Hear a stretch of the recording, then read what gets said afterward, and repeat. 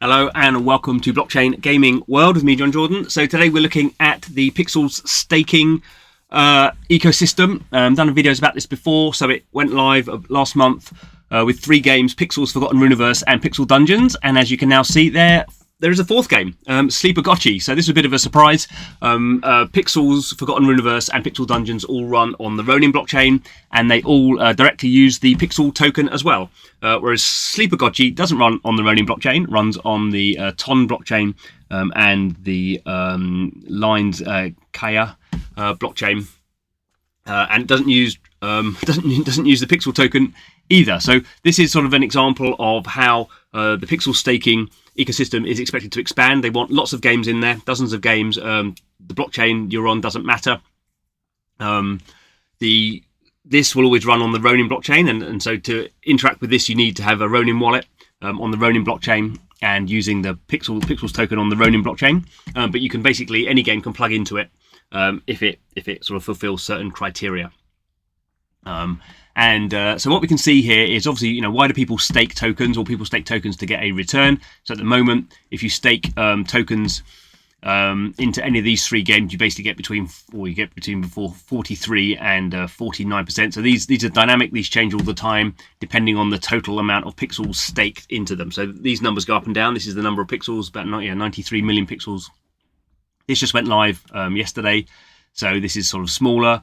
But people don't know what the return on sort of investment will be at the moment. It says question mark, because it takes time for this to sort of start up. When these started up, they had tens of thousands of percent was calculated, because it was trying to work out how much stuff was being staked. So I think this time they've just done it as a question mark rather than trying to mathematically show it, because you can't really mathematically show it until it starts giving out rewards and you don't know how many pixels are in there.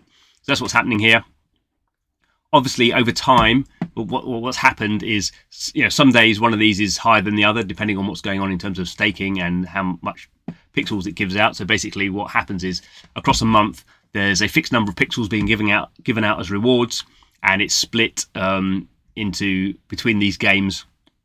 At the moment, I think it's a fixed rate, but they're moving to a dynamic rate. So the dynamic rate means basically you add up all these 93 million. So if there were 93 million tokens being given out a month, then Pixels will get 60 million of them. Forgotten Universe, 11.8 million. That's the sort of the way it would go. And then if you had 10% of the Pixel Dungeon ones, you get sort of pro rata, 1.5 million pixels. Those numbers are made up by me. So interesting to see how quickly actually this has increased. So it only went live yesterday, and already 5 million isn't nothing. It's only roughly half, a bit less than half of Forgotten Universe. Obviously, what people seem to be doing is you can unstake. It takes 72 hours if you want to unstake. Let's see if I can just show it here. So if I unstake, I can unstake.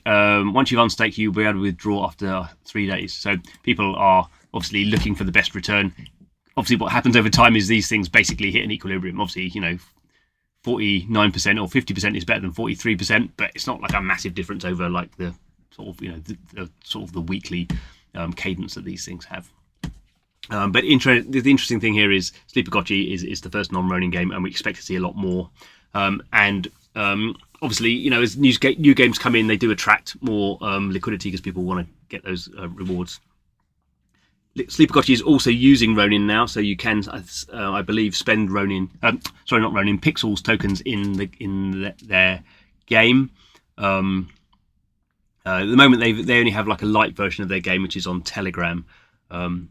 So the real version isn't live yet. They're also using some pixel tokens as rewards. So as you sort of see people coming into this staking system, then you sort of see pixels become part of their ecosystem as well, even though they're not necessarily running on Ronin. So that's sort of an interesting thing to watch out. And what they're trying to do here is basically build utility for the pixel token outside of games that are actually using it. So say these 3 games use pixel tokens directly as their token, but they want to expand that out. So basically, the CEO Luke Barbakowski has said you could sort of view this as an ETF of blockchain gaming. The Pixels token is what his vision is. It's very hard to maintain the price of a token if it's just on one game where you have lots of sort of dynamic people coming in and out and bots and you change the gameplay and people leave and all that sort of stuff. Whereas if you have this being used by lots of different games, then obviously people are buying the pixel token in order to stake it to get the rewards, and then that sort of compounds over time, or flywheels over time, depending on what metaphor you want. So that's pretty interesting. Obviously, any game could have done this, but Pixels is the one that has done it. Maybe I'm sure there'll be people trying to copy this. Obviously, you could try and copy it. Getting the best games in there, I suppose, will be the thing that works. Another thing with Pixels was it was a quite liquid token that lots of people had.